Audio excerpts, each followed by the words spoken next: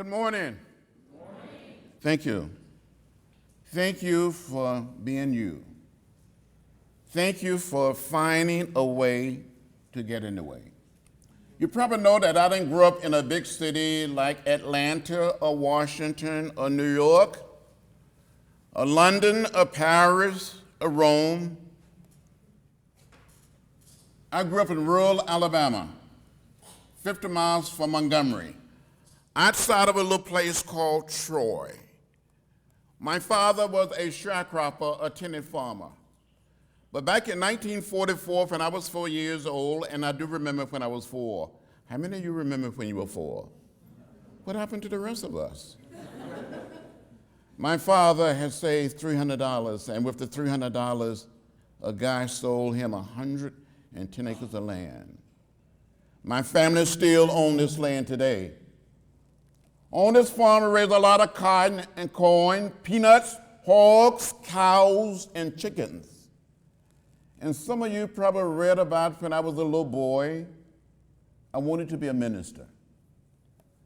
But it was my responsibility to care for the chickens, and I fell in love with raising chickens like no one else could raise chickens. I know some of you like to eat chickens, but you don't know anything about raising chickens. I won't bore you with the story. It's a pretty long and detailed story. But as a little child, we would get all of our chickens together like you are gathered here in this hall with my brothers and sisters and cousins. They would help make up the audience, the congregation. And I would start speaking or preaching. And when I look back on it, some of these chickens would bow their heads. Some of these chickens would shake their heads. They never quite said amen. But I'm convinced that some of those chickens that I spoke to and preached to during the 40s and the 50s tended to listen to me much better than some of my colleagues listen to me today in the Congress. And as a matter of fact, some of those chickens were just a little more productive. At least they produce eggs. That's enough of that. When we would visit the little town of Troy, or visit Montgomery, visit Tuskegee, I saw those signs that said white men, white women, white waiting, colored waiting. I would ask my mother, my father, my grandparents, my great-grandparents, why? They would say, that's the way it is. Don't get in the way, don't get in trouble. But I heard about Rosa Parks, what she did in Montgomery by refusing to stand up and give up her seat. I heard the words of Martin Luther King Jr. on our radio. The words and leadership of Dr. Martin Luther King Jr. inspired me. I remember so well, 17 years old, getting ready to graduate from high school, writing Martin Luther King Jr. a letter, telling him I needed his help. I wanted to attend a little college 10 miles from my home called Troy State College, now known as Troy University. Submitted my application, my high school transcript. I never heard a word from the college. So I wrote a letter to Dr. King. I didn't tell my mother, my father, my sisters and brothers, any of my teachers. Martin Luther King Jr. wrote me back and sent me a round-trip Greyhound bus ticket and invited me to come to Montgomery to meet with him. Meantime, I had been accepted at a little college in Nashville, Tennessee. So I told one of my professors that I had been in contact with Dr. Martin Luther King Jr., and this professor knew Dr. King. They both had studied here in Atlanta at Morehouse College. Dr. King got back in church and suggested when I was home for spring break to come and see him. I boarded a Greyhound bus and traveled to Montgomery. I was so scared. I didn't know what to say or what to do. A young lawyer met me at the Greyhound bus station and took me to a church pastored by the Reverend Ralph Abernathy, a colleague of Dr. King and one of the leaders of the movement. And I saw Martin Luther King Jr. and Ralph Abernathy standing behind a desk. And Dr. King spoke up and said, "Are you John Lewis? Are you the boy from Troy?" And I said, "Dr. King, I am John Robert Lewis." And he started calling me the boy from Troy. If someone had told me then that one day I would become part of the American Civil Rights Movement by studying the philosophy and the discipline of nonviolence, by sitting in at lunch counters, going on a freedom ride. Just think in 1961, the same year that President Barack Obama was born, black people and white people can be seated together on a bus leaving Washington, D.C., traveling through Virginia, through North Carolina, South Carolina, through Georgia, Alabama, Mississippi. We were on our way to New Orleans to test a decision of the United States Supreme Court. We were beaten. We were left bloody. We were jailed. And one of the people that beat me and my white seatmate in a little town called Rock Hill, South Carolina, was a member of the Klan, came to my office in Washington in February '09 with his son. He was in his 70s. His son was in his 40s. And he said, "Mr. Lewis, I'm one of the people, I'm one of the guys that beat you and beat your seatmate. I want to apologize. Will you forgive me?" And I said, "I accept your apology. I forgive you." His son started crying, he started crying. They hugged me, I hugged them back, and then I started crying. It says something about the power of the way of peace, the way of love, the way of nonviolence. We study what Gandhi attempted to accomplish in South Africa and what he accomplished in India. And many of us grew to accept the way of peace, the way of love, the way of nonviolence as a way of life, as a way of living. So during the 60s, through the sit-ins, the freedom rides, the March on Washington, the march from Selma to Montgomery, conducted a voter registration drive, we lost friends.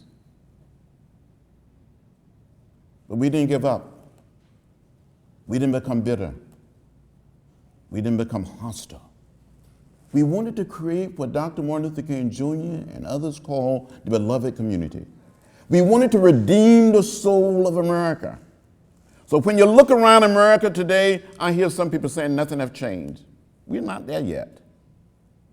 We have not yet created the beloved community, but we're on our way. And there will be no turning back. We never became bitter. We never hate because we were taught hate is too heavy a burden to bear. So I said to you fellas, when you see something that is not right, not fair, not just, you have to speak up. You have to speak out. You have to organize and mobilize and find a way to get in the way. Find a way to get in trouble. Good trouble, necessary trouble, to help make our world, make this little piece of real estate that we call Earth a better place, and leave it a little cleaner, a little greener, and a little more peaceful for generation yet unborn. You're so smart. During the days of the movement, we hadn't heard of the internet. You're talking about Facebook?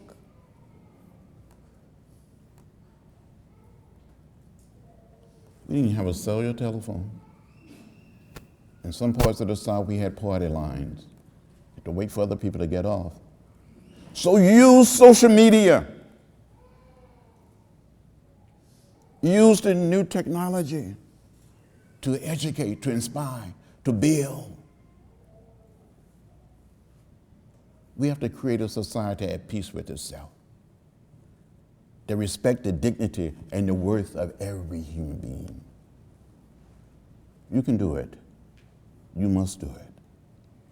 And you must do it on your own watch. You have been called for a special mission. It's left up to you to get in the way, to get in trouble. You know, I was beaten a few times. Got arrested 40 times during the 60s. And since I've been in Congress, another 5 times.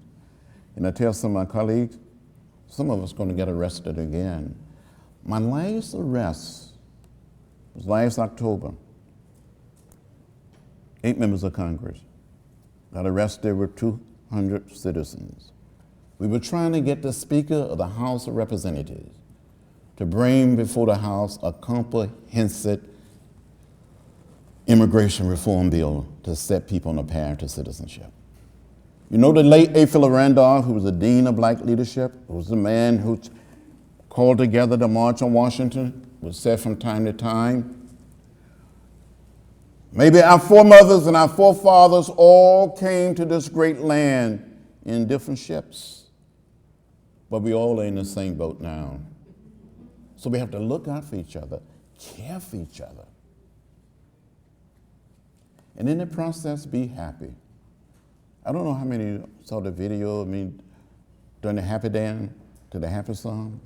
Just get out there and go for it and be happy in the process and pace yourself. You can do it. I'll tell you one little last story. And maybe, can you hear me?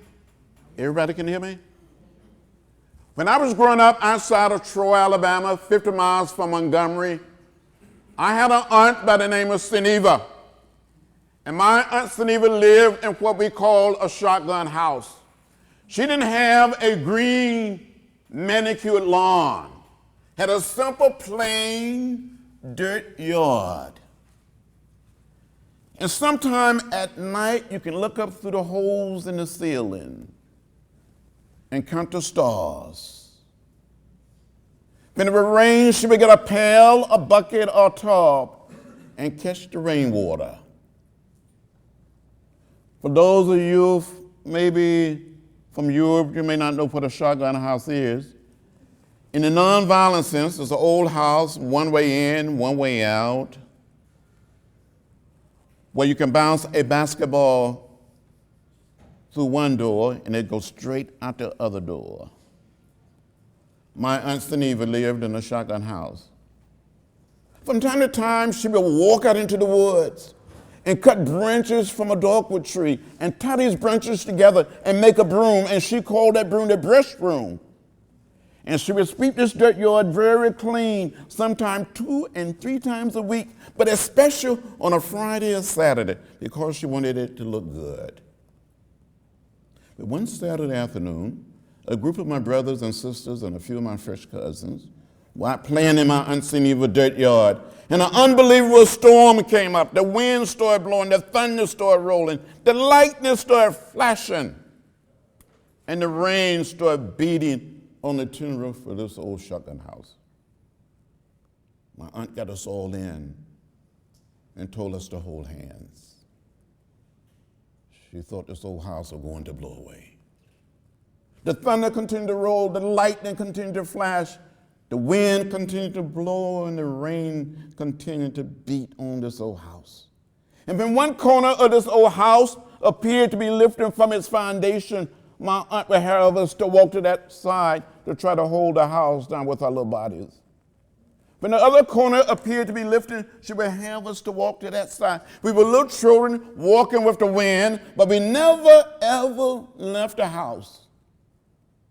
I said to you, as John Lewis Fellows, you have an obligation, a mission, and a mandate to try to hold our little Sherman house together, the world house.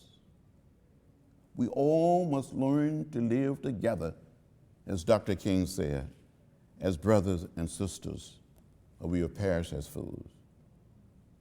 And Gandhi put it another way. It is nonviolence or non-existence. You must teach people a better way, a way of peace, a way of nonviolence, a way of love. Thank you very much.